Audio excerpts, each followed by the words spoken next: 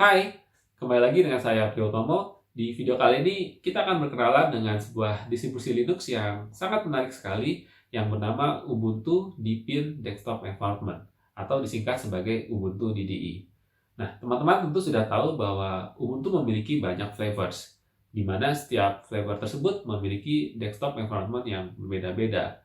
Nah, di Ubuntu DDI ini, pengembangnya berusaha menggabungkan antara sistem operasi Ubuntu dengan sebuah desktop environment yang sangat cantik dan elegan yang bernama Deepin. Bagaimana hasilnya? Ikuti ulasannya di video berikut ini.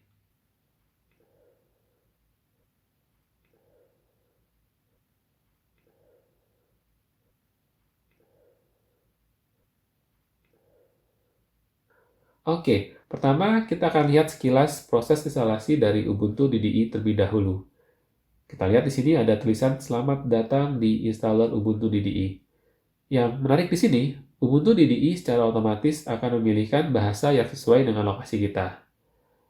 Oke, kita akan coba gunakan bahasa Indonesia. Tekan tombol berikutnya. Selanjutnya kita masuk ke bagian lokasi. Secara otomatis, installer juga akan memilihkan zona waktu yang sesuai untuk kita. Oke, jika sudah benar, kita tinggal tekan tombol berikutnya. Nah, di bagian papan ketik atau keyboard ada hal yang menarik. Di sini tertulis Indonesian, tapi keyboard yang dipilih malah menggunakan huruf Arab. Oke, jadi untuk keyboard sebaiknya kita ganti saja dengan English US. Oke, sekarang sudah sesuai. Kita tekan tombol berikutnya. Masuk ke bagian partisi. Di sini kita pilih hapus disk jika ingin menggunakan keseluruhan hard disk untuk Ubuntu DDI. Kemudian opsi swap file juga kita aktifkan saja. Bagi teman-teman yang ingin melakukan partisi sendiri, bisa memilih pemartisian secara manual. Kemudian berikutnya, teman-teman juga bisa mengaktifkan opsi enkripsi jika mau. Oke, kita tekan tombol berikutnya. Terakhir, kita akan diminta membuat account. Seperti biasa, isi nama, kemudian password. Oke, jika sudah selesai, tinggal tekan tombol berikutnya. Masuk ke bagian ikhtisar. Di sini teman-teman bisa mereview kembali setting yang sudah dipilih. Jika semua sudah benar, tinggal tekan tombol install. Kemudian, kita akan diminta melakukan konfirmasi sekali lagi. Jika sudah yakin, tinggal tekan install sekarang.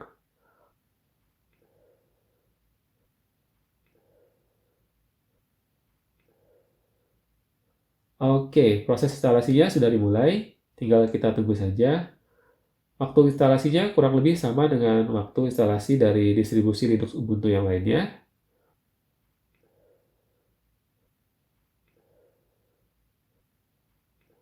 Oke, sekarang instalasi sudah selesai. Kita akan restart komputer untuk boot ke Ubuntu DDI yang baru saja kita install. Kita tekan tombol kelar, atau mungkin maksudnya selesai. Ini bahasanya memang agak unik ya.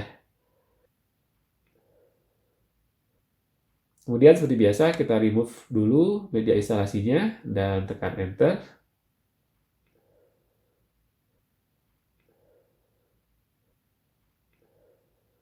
Oke, sekarang kita langsung saja login. Kita isi passwordnya. Sebelum melakukan review, ada baiknya kita akan update terlebih dahulu untuk memastikan kita menggunakan versi yang paling up to date.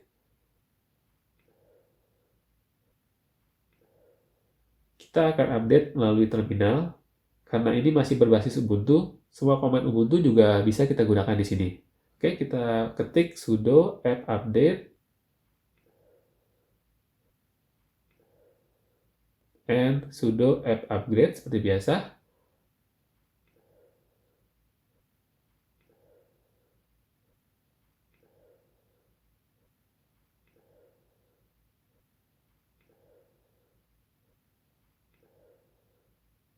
Oh, oke, ada error. Kita abaikan saja dulu errornya. Kita tekan cancel saja. Selain menggunakan terminal, di Ubuntu DDI, kita juga bisa melakukan update lewat App Store dan aplikasi yang bernama Software Updater.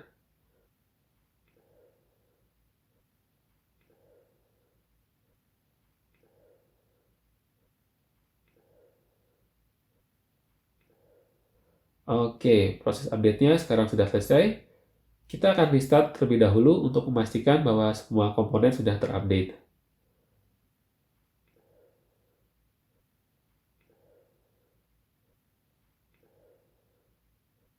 Di sini ada pesan error lagi, kita abaikan saja. Kita langsung saja tekan tombol reboot.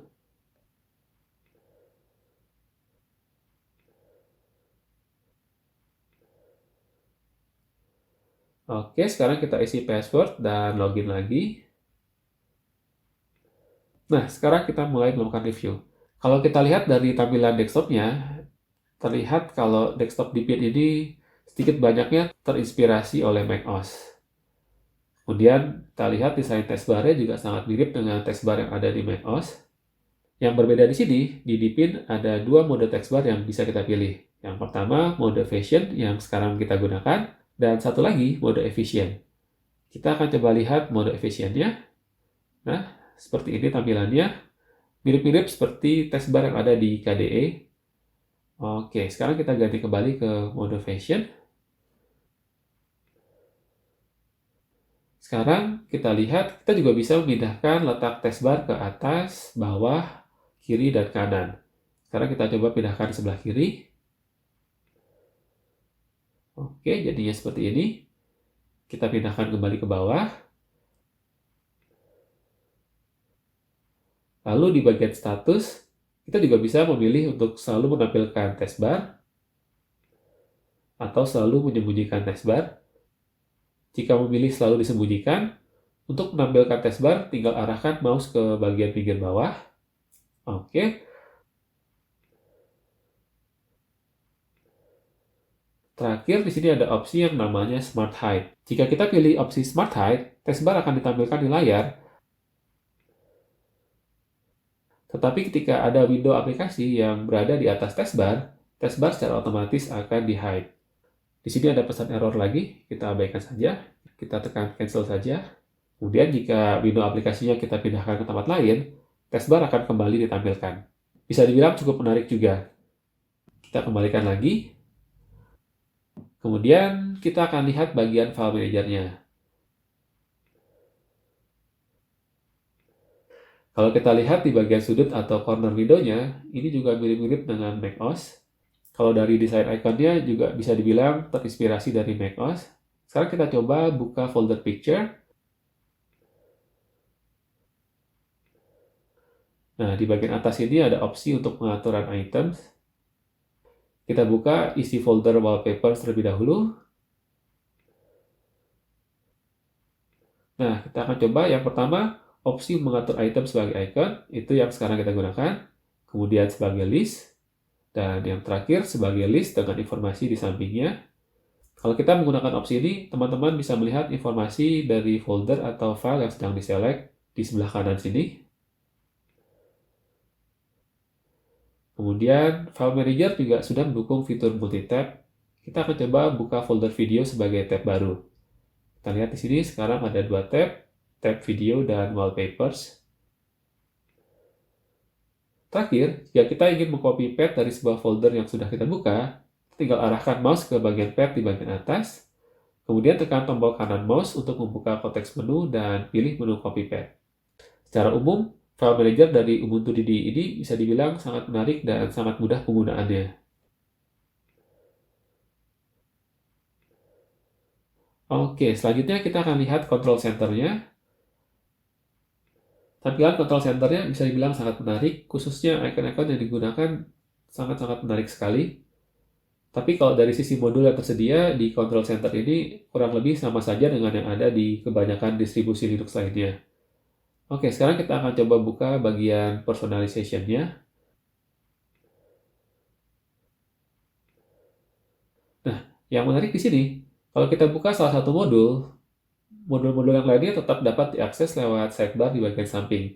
Jadi kita tetap bisa mengakses modul lainnya dengan mudah. Oke, yang pertama kita akan lihat di bagian personalization. Di paling atas ada opsi theme. Kita lihat di sini ada pilihan light, auto, dan dark. Kalau kita pilih auto, theme dark akan digunakan saat malam hari dan light akan digunakan pada siang hari secara otomatis.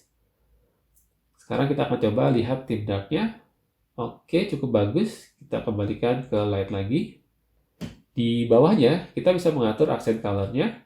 Kita coba warna hijauin. Oke, sekarang kita kembalikan ke biru lagi. Di bawahnya lagi, kita bisa memilih untuk mengaktifkan atau menonaktifkan Windows Effect. Kalau Windows Effect-nya kita nonaktifkan, kita lihat di sini round corner dan transparansinya menjadi nonaktif. Oke, kita akan aktifkan kembali. Kemudian di bawahnya ada opsi transparansi. Di sini kita bisa mengatur level transparansi dari taskbar dan launcher. Dan berikutnya di bawahnya ada setting untuk animasi saat meminimize window. Lihat di sini ada dua pilihan, scale dan magic lamp. Kita coba yang scale terlebih dahulu. Oke, seperti ini. Kemudian magic lamp. Oke, cukup menarik. Di opsi yang paling bawah atau yang paling terakhir, di sini kita bisa mengatur level round corner dari sebuah window. Kita coba saja, kita set ke level yang paling minimum. Oke, seperti ini hasilnya. Kita kembalikan lagi.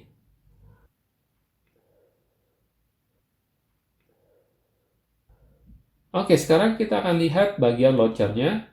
Kalau dari sisi tampilan bisa dibilang cukup standar. Di bagian sebelah kiri, teman-teman bisa menemukan folder komputer, documents, pictures, dan folder lainnya. Kemudian di bawahnya ada tombol control center dan power. Kemudian di bagian kanan, di paling atas, teman-teman bisa menemukan fitur search untuk membantu mencari aplikasi dengan cepat.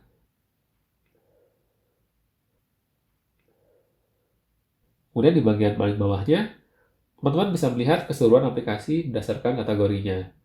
Di sini ada internet, video, graphics, dan seterusnya. Oke, bisa dibilang start menunya cukup standar. Kita kembali lagi. Yang menarik di sini, selain menyediakan launcher dalam mode start menu, juga tersedia dalam mode full screen. Kita akan coba lihat. Di sini dengan menggunakan mode full screen, kita bisa melihat keseluruhan aplikasi dengan lebih mudah.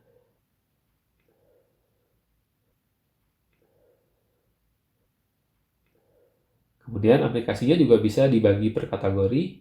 Oke, bisa dibilang cukup bagus dan menarik juga. Oke, sekarang kita kembali lagi ke mode start menu. Di sebelah start menu ada tombol show desktop. Fitur ini cukup standar. Kalau kita tekan tombol show desktop, semua aplikasi secara otomatis di-minimize. Dan kalau kita tekan kembali, posisi aplikasinya akan dikembalikan seperti semula. Oke, selanjutnya di sebelahnya ada yang namanya multitasking view atau virtual desktop. Kita akan coba buka. Kita lihat di sini kita baru punya satu desktop. Kita akan coba buat desktop yang kedua. Yang bagus atau menarik di sini, setiap virtual desktop bisa memiliki wallpaper-nya sendiri-sendiri. Jadi kita bisa lebih mudah untuk mengidentifikasi setiap virtual desktop. Oke, kita kembali ke desktop pertama terlebih dahulu. Sekarang kita akan coba pindahkan file manager ke desktop yang kedua. Tinggal kita drag saja file manajernya ke desktop 2. Oke, sekarang kita coba lihat di desktop 2. Nah, file manajernya sudah pindah ke desktop 2. Kemudian, sekarang kita akan coba hapus desktop 2. Oke, desktop 2-nya sudah terhapus.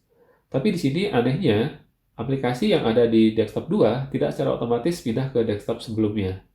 Kita harus menekan tombol close sekali lagi untuk memindahkan aplikasi ke desktop sebelumnya. Saya tidak tahu apakah ini sebuah bug atau memang desainnya seperti itu. Oke, sekarang kita akan lihat App Store-nya. Kita akan buka App Store dari launcher. Kita search saja.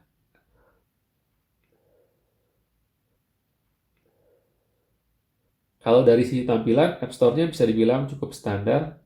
Tidak ada hal yang istimewa di sini.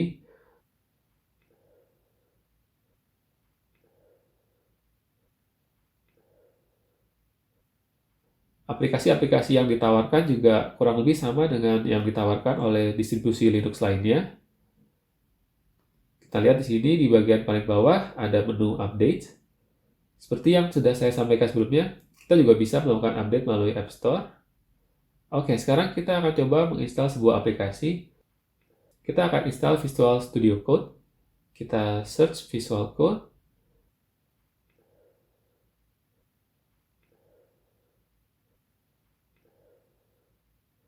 Di sini kita lihat ada dua Visual Studio Code. Kita akan coba install yang pertama saja. Oke, kita tekan tombol install. Kita masukkan passwordnya. Kemudian di sini ada konfirmasi untuk menggunakan mode klasik. Visual Studio Code di Snap memang harus menggunakan mode klasik. Oke, kita tekan continue. Sekarang kita tunggu proses instalasinya selesai. Oke, sudah selesai. Kita akan coba jalankan. Sekarang kita ke bagian launcher, terus all categories. Kita lihat di sini ada sebuah kategori baru, yaitu development. Di sebelah kanannya juga ada tanda biru yang memberitahu kita bahwa ada aplikasi baru yang ditambahkan. Oke, sekarang kita jalankan Visual Studio Code-nya. Oke, sepertinya tidak ada masalah. Oke, sebelum kita akhiri reviewnya, kita akan simpulkan sedikit. Kalau dari sisi tampilan, Ubuntu DDI ini bisa dibilang sangat menarik dan sangat cocok khususnya bagi teman-teman yang menyukai tampilan macOS. Hanya sayangnya, distribusi Linux ini sedikit tidak stabil. Terkadang suka muncul pesan error secara random. Tapi jangan khawatir, bug atau error yang muncul bisa dibilang tidak terlalu mengganggu. Ubuntu DDI sendiri bisa dibilang relatif masih baru, jadi bisa dimaklumi jika tingkat kestabilannya belum sama dengan distribusi Linux yang lebih lama seperti Kubuntu atau Xubuntu. Dan tentunya seiring dengan waktu, distribusi Ubuntu DDI ini akan semakin stabil dan solid. Kita tunggu saja rilis berikutnya dari Ubuntu DDI ini di bulan Oktober. Bagi teman-teman yang ingin mencoba Ubuntu DDI, bisa melihat download link dan alamat websitenya di deskripsi video ini. Oke, sampai di sini video kita kali ini. Terima kasih sudah menonton dan sampai jumpa kembali di video-video berikutnya.